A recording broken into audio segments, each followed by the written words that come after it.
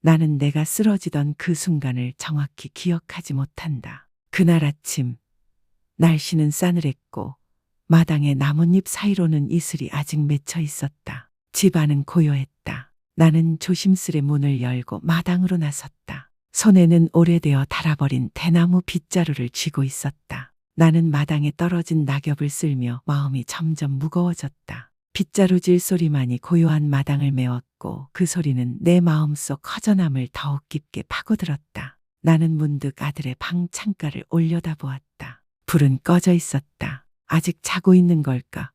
아니면 이른 새벽에 나가버린 걸까? 나도 잘 모르겠다. 도대체 언제였던가? 아들이 나와 함께 한 끼 식사를 하고 엄마는 괜찮으세요?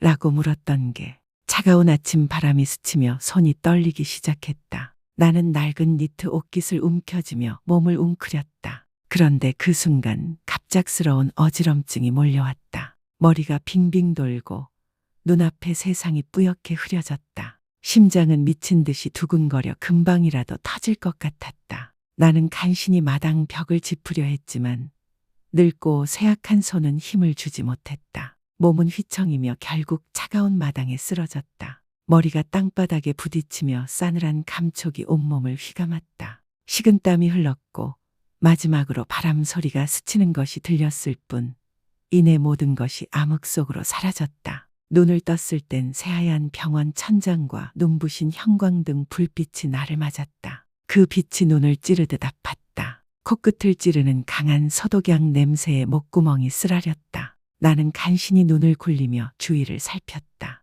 마음 한켠에는 간절한 기대가 밀려왔다. 아들의 얼굴을 보고 싶었다. 며느리의 다정한 위로를 듣고 싶었다. 하지만 곁에 있는 건 분주한 간호사와 의사들 뿐이었다. 눈물이 소리 없이 흘러내렸다. 그 순간 몸의 고통보다 더 깊고 무거운 외로움이 나를 짓눌렀다. 내 아이들은 어디에 있는 걸까? 왜 이렇게 아픈 이 순간 아무도 엄마 곁에 없단 말인가? 의사가 다가와 부드럽지만 가슴 깊숙이 파고드는 듯한 목소리로 말했다. 심각한 병은 아닙니다. 영양 부족과 오랜 자기 방임으로 기력이 쇠약해진 상태예요.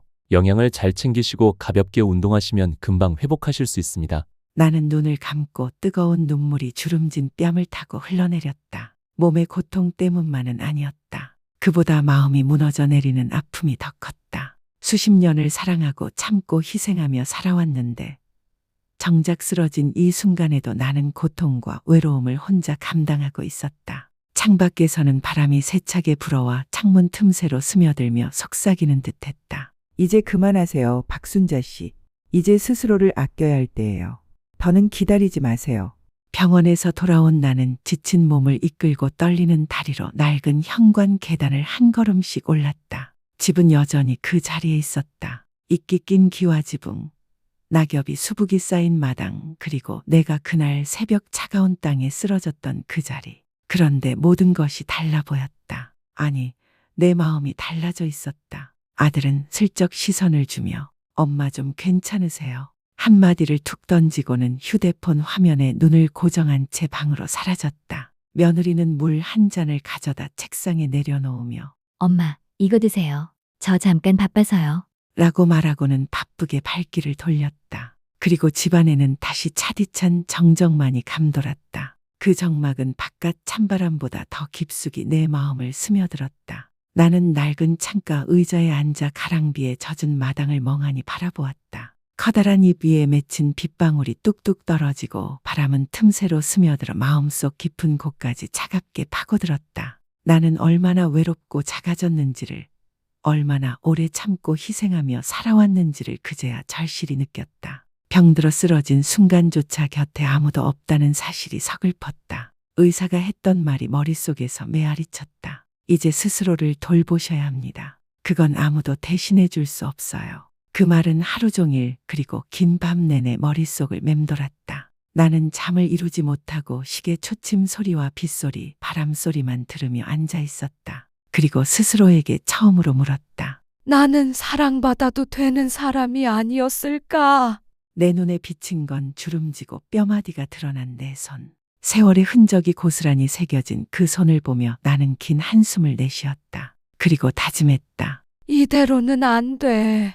이제는 내 삶을 돌아보고 어쩌다 내가 이렇게까지 된 건지 그 답을 찾아야 할 때다. 그날 밤 나는 창가에 앉아 희미한 가로등 불빛이 반짝이는 좁은 골목길을 바라보았다. 밤바람이 창틈으로 스며들어 차갑게 내 몸을 스쳤고 나는 떨며 몸을 웅크렸다. 하지만 그 차가움이 어찌 내 마음속 냉기와 같을 수 있을까? 그것은 피부치 자식들에게 잊혀진 내가 온 힘을 다해 지켜왔던 이 집안에서 느끼는 한 어머니의 깊은 고독이었다. 나는 지난 세월의 수많은 순간들을 떠올렸다. 이제는 사소한 장면 하나하나마저 쓰라리게 가슴을 찔렀다. 나는 식탁에 홀로 남아 차갑게 식은 밥을 씹던 순간들을 기억했다. 아들과 며느리는 늘 바쁘게 밥을 먹고 방으로 들어가 버리고 나는 남은 밥 몇 숟가락을 말없이 입에 넣었다. 마른 밥에 싱거운 국물을 부어 넘기며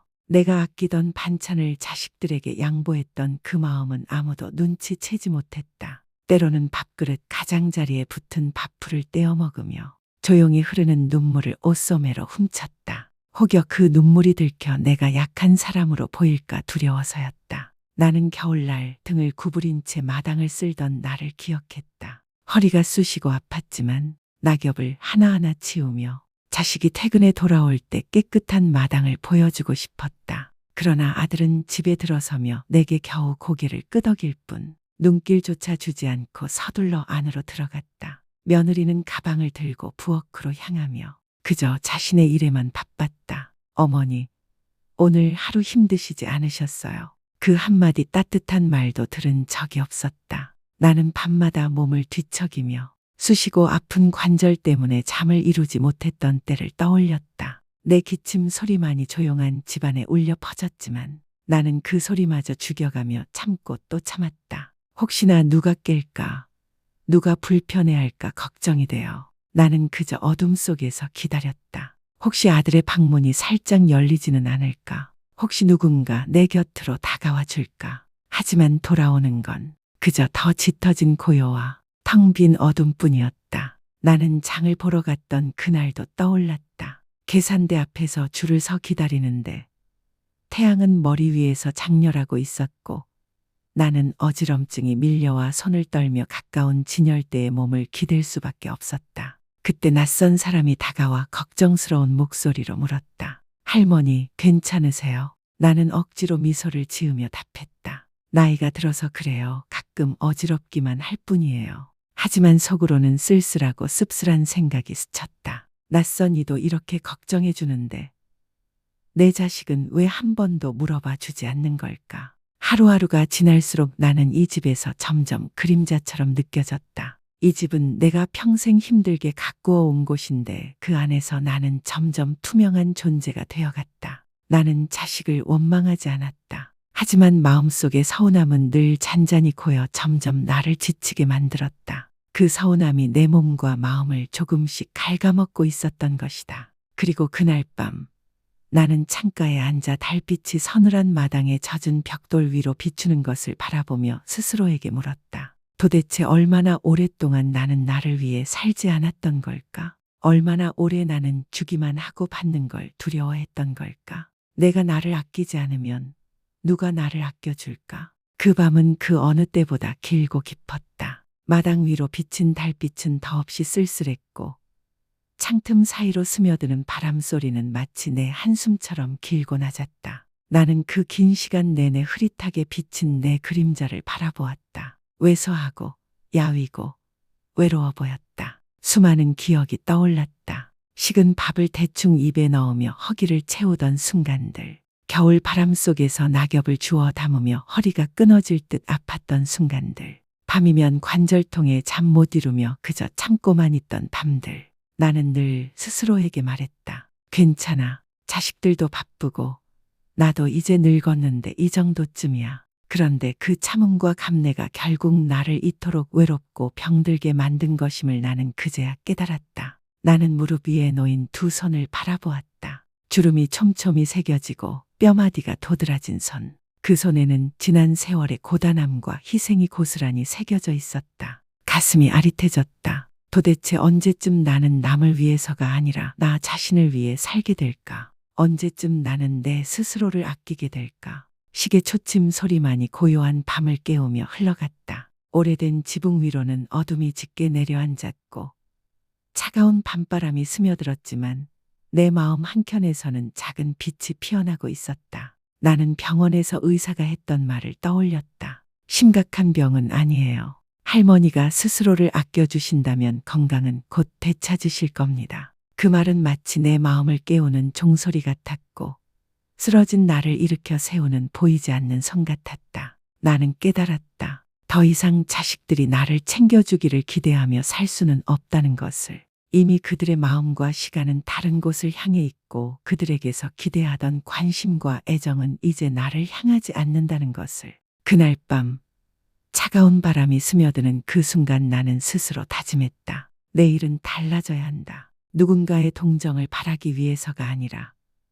남은 날들을 나 스스로 온전히 살아가기 위해서. 그리고 정말 오랜만에, 아니 어쩌면 평생 처음으로 마음 한구석에 작은 희망의 불씨가 피어오르는 것을 느꼈다. 나 자신을 향한 희망. 내일의 나를 위해 나를 지켜줄 사람은 나 자신뿐이라는 작은 믿음. 다음 날 아침 여명빛이 얇은 커튼 사이로 스며들어 차가운 바닥을 비췄을 때 나는 눈을 떴다. 몸은 여전히 지쳤지만 마음은 전과 달랐다. 나는 주방으로 향해 조용히 따뜻한 우유 한 잔을 준비했다. 손은 여전히 조금 떨렸지만 잔에서 올라오는 온기가 내 말라버린 두 손을 스며들 듯 감쌌다. 나는 조심스레 한 모금씩 마시며 느꼈다. 달콤한 우유 맛이 목을 타고 내려가며 마음까지 따뜻하게 적시는 듯했다. 평생 처음으로 그 아침은 나를 위해 내가 차린 아침이었다. 점심과 저녁도 더 이상 남은 음식을 대충 먹지 않았다. 나는 스스로에게도 좋은 음식을 챙겨주기 시작했다. 생선 한 점을 집어 천천히 씹으며 바다의 짠맛과 고기의 달큰함을 느꼈다. 나는 건강을 위해 먹는 거야. 누군가의 연민을 사기 위해서가 아니라 내 스스로를 사랑하기 위해.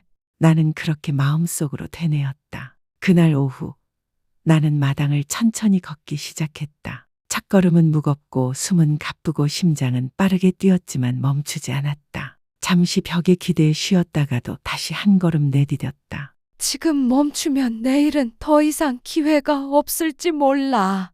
나는 스스로를 다그쳤다. 그렇게 나는 매일 조금씩 더 걷고 더 먹고 더 살아냈다. 아침마다 스스로 우유를 데우고 빵을 썰고 스스로를 다독이며 식사를 했다. 점심, 저녁도 이제는 내 몫을 챙겼다. 그리고 부드럽고 영양 많은 음식을 직접 만들어 먹었다. 연한 연근죽, 따뜻한 호박국, 부드럽게 지은 현미밥 한 그릇. 숟가락을 뜰 때마다 마음 한구석이 조금씩 따뜻해졌다. 저녁이 되면 마당에 나가 달빛이 내려앉은 깨끗한 마당을 바라보았다. 더 이상 나는 이 집의 그림자가 아니었다. 나는 나를 위해 진심으로 살아가는 사람이 되어가고 있었다. 자식들은 여전히 바빴다. 처음엔 여전히 무심했지만 시간이 흐르자 그들의 눈빛이 달라졌다. 아들은 내게 물었다. 엄마, 요즘은 밥 잘 챙겨 드세요? 오늘은 몇 바퀴나 도셨어요? 며느리도 전보다 한마디 더 건넸다. 나는 그저 미소 지으며 마음속으로 말했다. 괜찮아. 나는 이제 내 삶을 내 손으로 지키는 법을 배웠으니까. 처음에는 내 몸이 너무 약해 조금만 움직여도 숨이 가쁘고 심장은 빠르게 뛰었다. 마당을 한 바퀴 걷는 것도 버거웠고 밥 한 숟가락을 삼키는 것도 온 힘을 다해야 했다. 하지만 나는 포기하지 않았다. 나는 스스로에게 다짐하듯 말했다. 나를 가장 사랑해 줄 사람은 나 자신이야. 내가 일어서지 않으면 누가 나 대신 이 일을 해줄 수 있겠니? 그러던 어느 날부터 몸이 조금씩 달라지기 시작했다. 창백하던 볼에 서서히 생기가 돌았고 걸음걸이도 예전처럼 떨리지 않고 조금씩 힘이 생겼다. 어지럼증과 눈앞이 아찔해지는 순간도 점점 줄어들었다. 숨쉬기가 한결 편해졌고 밤잠도 기침과 한숨으로 지새우던 때와는 달리 깊고 평온해졌다. 나는 오후가 되면 마루에 앉아 작은 수첩을 꺼내 하루를 기록했다. 아침, 우유, 빵, 점심, 밥, 생선, 오후, 산책, 저녁, 따뜻한 물. 삐뚤빼뚤하지만 정성스레 적은 그 글자들은 내게 매일 다짐이자 약속이었다. 절대 다시 나 자신을 잊어버렸던 지난날로 돌아가지 않겠다. 그러자 어느새 아들도 나를 바라보는 눈빛이 달라졌다. 처음에는 그저 힐끗 쳐다보던 시선이 이제는 가끔 머뭇거리며 물었다. 엄마, 요즘 식사는 잘 챙겨 드세요. 오늘도 산책하셨어요. 며느리도 밥상을 치울 때면 아무 말 없이 고기 한 점, 생선 한 점을 내 그릇에 슬며시 올려주었다. 하지만 나는 이제 그들의 관심을 바라고 기대하지 않았다. 그저 조용히 미소 지었다. 왜냐하면 나는 이제 알게 되었기 때문이다. 이 길 끝에 비추는 빛은 자식들이 가져다 주는 것이 아니었다는 것을. 그 빛은 바로 내가 스스로를 사랑하는 법을 배우고 스스로를 구해낸 그 마음에서 비롯된 것이었다. 저녁마다 산들바람이 희끗희끗한 내 머리칼을 스치면 나는 마당에 들이운 석양을 바라보며 고요한 평화를 느꼈다. 나는 더 이상 이 집의 그림자가 아니었다. 나는 진심으로 나를 위해 살고 있었다. 드디어 재검진 날이 다가왔다. 이른 아침, 선선한 바람이 불고 공기는 살짝 차가웠다. 나는 어깨가 다른 낡은 니트를 걸치고 얇은 스카프를 둘렀다. 그리고 며느리와 함께 느릿느릿 버스 정류장으로 향했다. 마음 한편에는 긴장과 설렘이 교차했다. 나는 스스로에게 말했다. 이번엔 병이 두려워서 가는 게 아니야. 내가 나를 얼마나 잘 지켜냈는지 확인하러 가는 거야. 버스에 올라 창밖을 내다보았다. 익숙한 마을길이 점점 멀어졌다. 길가의 나무들이 바람에 살랑였고 아침 장을 서는 노점과 지붕들이 낯익으면서도 새삼스러워 보였다. 두 손은 여전히 서로를 꼭 잡고 있었지만 마음은 한결 가벼웠다. 심장 소리가 또렷이 들리는 듯했다. 힘내자, 박순자. 이건 당신이 이룬 결실이야. 병원에 도착해 진료실 앞에서 기다리며 지난 시간이 머릿속을 스쳐갔다. 이른 아침마다 스스로 데운 우유, 조심스레 집어먹었던 부드러운 빵 한 조각, 스스로 챙긴 밥 한 그릇, 마당을 한 바퀴 또 한 바퀴 돌았던 오후, 창가에 앉아 수첩에 하루를 적어 내려갔던 고요한 밤들. 모든 것이 느릿한 영화처럼 내 마음을 지나갔다. 이름을 부르는 소리가 들렸다. 나는 자리에서 일어나 진료실로 들어섰고 심장은 긴장으로 쿵쾅거렸다. 의사는 검사 결과를 한 장 한 장 넘겨보더니 고개를 들어 나를 바라보았다. 그의 눈빛은 따뜻했고 목소리는 부드러웠지만 그 말은 나도 모르게 눈물을 터뜨리게 만들었다. 정말 잘하셨습니다. 이번 결과를 보니 건강이 눈에 띄게 좋아지셨습니다. 체력도 많이 회복되셨고 얼굴색도 훨씬 좋아지셨어요. 정신 상태도 한결 밝아지셨습니다. 지금처럼 생활을 이어가신다면 더 건강해지실 거예요. 나는 더 이상 눈물을 참지 못했다. 눈물이 주름진 내 손 위로 주르르 흘렀다. 그 손은 오랜 세월 묵묵히 참고 희생하며 나 자신을 잊고 살았던 손이었다. 나는 슬퍼서가 아니라 그저 벅차고 가슴이 뭉클해서 그리고 내가 해낸 모든 조용한 노력이 헛되지 않았음에 안도하며 울었다. 나는 드디어 내 마음을 저버리지 않았음을 확인할 수 있었다. 집으로 돌아가는 버스 안. 나는 창가에 앉아 마을길을 따라 퍼지는 햇살을 바라보았다. 바람에 흔들리는 나뭇가지, 지저귀는 새소리, 아침 장을 부르는 상인들의 목소리, 모든 것이 낯익으면서도 새삼스럽게 따뜻하고 소중하게 느껴졌다. 나는 마음속 깊이 이렇게 속삭였다. 끝까지 포기하지 않은 나 자신에게 고맙다. 집에 도착하자 며느리가 내 가방을 받아들며 한결 부드러운 눈빛을 보였다. 아들도 나와 마중 나와 오랜만에 진심이 담긴 목소리로 물었다. 엄마, 좀 괜찮아지셨어요? 의사 선생님이 뭘 하시던가요? 나는 그저 미소 지었다. 마음 한켠이 따뜻하고 평온했다. 이제 나는 그런 말들이 필요하지 않았다. 나는 깨달았기 때문이다. 이 길 끝에 빛은 자식들이 가져다 주는 것이 아니라 누군가가 베풀어 주는 것이 아니라 내가 스스로 걸어온 수많은 걸음, 먹어온 밥 한 숟갈, 마신 따뜻한 우유 한 모금, 스스로에게 다짐하며 견뎌낸 그 긴 밤들 속에서 내가 직접 밝혀낸 빛이라는 것을. 그날 저녁 나는 오랜 시간 마루에 앉아 있었다. 석양은 깨끗해진 마당을 황금빛으로 물들이며 금이 갓낡은 벽돌 하나하나를 감쌌다. 산들바람이 스쳐 지나가며 낮에 내린 비의 향기, 흙과 풀 냄새를 실어 나르니 더없이 맑고 정겨웠다. 나는 어깨에 얇은 쇼를 살짝 여미고 마음속 깊이 안도감을 느꼈다. 붉게 물든 구름이 뒷동산의 대숲 너머로 서서히 사라지고 새들은 지저귀며 보금자리로 돌아갔다.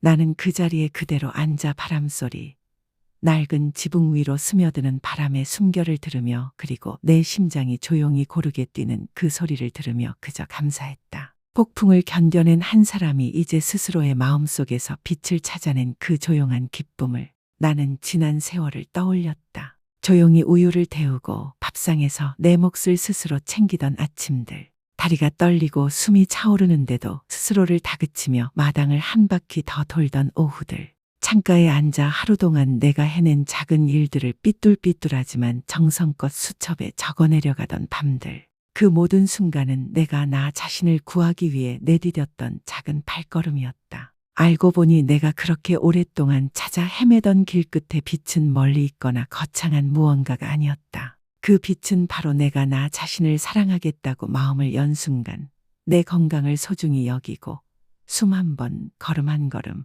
하루하루를 감사히 받아들인 그 순간마다 거기 있었다. 그날 밤 온 집안이 깊은 잠에 들고 나는 책상 앞에 앉아 오래된 스탠드 불빛 아래 나무 책상 위에 고요히 앉아 있었다. 창틈 사이로 밤바람이 스며들며 차가운 기운을 방 안으로 끌어왔고 어둠 속에서 풀벌레 소리가 잔잔히 들려왔다. 나는 희미하게 흔들리는 불빛을 가만히 바라보다가 마음속에서 불현듯 이런 생각이 솟구쳤다. 나는 이제 내 길을 찾았지만 세상에는 나처럼 길을 잃고 헤매는 어머니들, 할머니들이 여전히 있지 않을까? 혹시라도 누군가에게 이 작은 마음을 전할 수 있다면 그 사람에게 작은 위로가 되지 않을까? 나는 조심스레 책상 한쪽에 놓인 오래된 수첩을 꺼냈다. 세월의 자국이 베어 누렇게 바랜 종이를 한 장 한 장 넘기며 떨리는 손으로도 마음만은 단단히 붙잡고 있었다. 그리고 펜을 들어 글을 쓰기 시작했다. 긴 세월 자식을 위해 살며 자신을 잊고 지냈던 한 어머니가 이제 스스로를 사랑하는 법을 다시 배우며 남기는 진심 어린 한마디. 누군가 나에게 묻는다면 노년이 가장 두려운 것이 무엇이냐고. 나는 망설임 없이 대답할 것이다. 노년이 가장 무서운 것은 병도 외로움도 아니다. 가장 무서운 것은 스스로 자신을 버리는 것이다. 남을 돌보느라 정작 자신도 누군가의 사랑과 보살핌을 받을 자격이 있다는 사실을 잊어버린 순간, 그때가 가장 두렵다.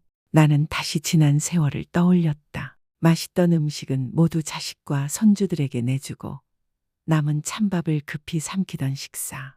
허기져도 먼저 집안일부터 챙기고 아궁이에 불을 지피고 밥을 하고 빨래를 하던 아침. 비바람 몰아치는 밤이면 관절이 쑤셔와도 얇은 이불 속에서 몸을 웅크린 채 내 기침 소리만 메아리처럼 들리는데도 누구 하나 깨울 용기조차 내지 못했던 밤들.